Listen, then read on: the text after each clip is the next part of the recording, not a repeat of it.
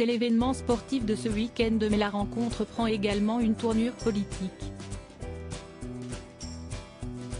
Alors que Nantes et Toulouse se disputent la finale de la Coupe de France de football, ce samedi 29 avril, les joueurs des deux clubs ne sont pas les seuls à avoir rendez-vous sur la pelouse du Stade de France. Emmanuel Macron y est également attendu pour la traditionnelle poignée de main avec les équipes et le corps arbitral avant le coup d'envoi. S'il n'y a jamais dérogé depuis 2017, le chef de l'État pourrait ne pas honorer ce rituel cette année alors que la rencontre sportive intervient en pleine contestation sociale contre la réforme des retraites. Ce n'est pas dans son tempérament de reculer mais la décision n'est pas encore tranchée, a confié un membre de l'entourage du président de la République aux Parisiens, ce vendredi 28 mars. Depuis 10 jours, le président est à l'offensive sur le terrain et vous pensez qu'il va jouer en défense samedi soir?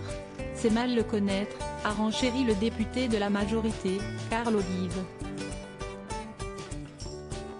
La veille, une information de l'agence France Presse, dont RMC Sport et BFM TV se faisaient notamment l'écho, faisait pourtant savoir qu'il ne descendrait pas sur la pelouse comme il est de coutume.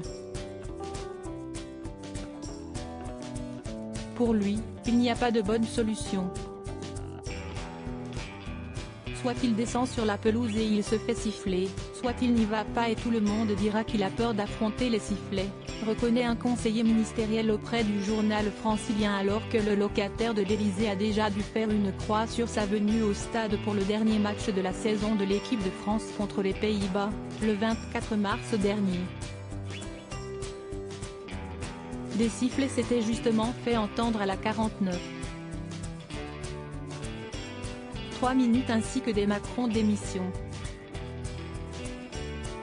La remise du trophée en tribune. Si la présence du chef de l'État aux côtés des joueurs avant le coup d'envoi demeure donc incertaine, la question de la cérémonie de remise du trophée des mains du président de la République a elle été tranchée. Elle aura lieu en tribune et non sur la pelouse, une première depuis 2019, une décision que la préfecture de police justifie par l'antagonisme entre les supporters des deux clubs, évoquant des raisons de sécurité imposées à la Fédération française de football, FFF, après l'envahissement de terrain et des incidents qui s'en sont suivis à la fin du match des demi-finales entre le FC Nantes et l'Olympique Lyonnais. C'est également pour contenir la fièvre des supporters que la préfecture de police a décidé d'installer des grilles dans les virages du stade.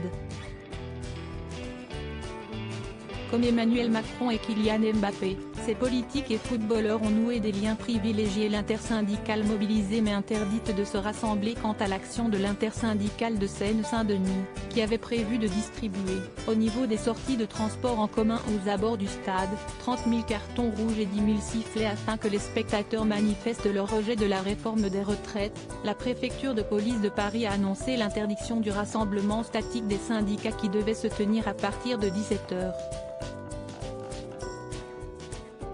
Celui-ci, qui n'aurait pas été déclaré dans le délai imparti, 3 jours francs, souligne le Parisien, ferait peser la menace de violence en raison de la concentration de population aux environs du stade et d'une perturbation du match alors que les sifflets sont interdits dans les enceintes sportives pour ne pas perturber l'arbitrage. L'intersyndicale a contesté, dès ce vendredi soir, l'interdiction de la préfecture, qu'elle qualifie d'aussi ridicule que grave et a déposé un référé liberté auprès du tribunal administratif.